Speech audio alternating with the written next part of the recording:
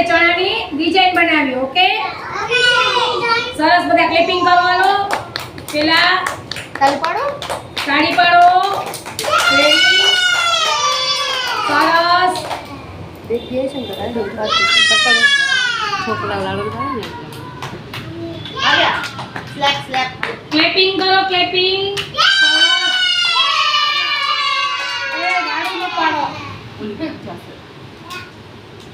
જો આપણે ડિઝાઇન કરી ચણામાંથી. ઓકે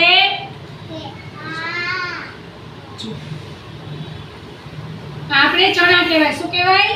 ચણા. આપણે રોજ ચણા મગ બધું ખાવાનું. એમાંથી આપણે પ્રોટીન મળે. સરસ. ક્લેપિંગ કરાવો. Very good. ગુડ.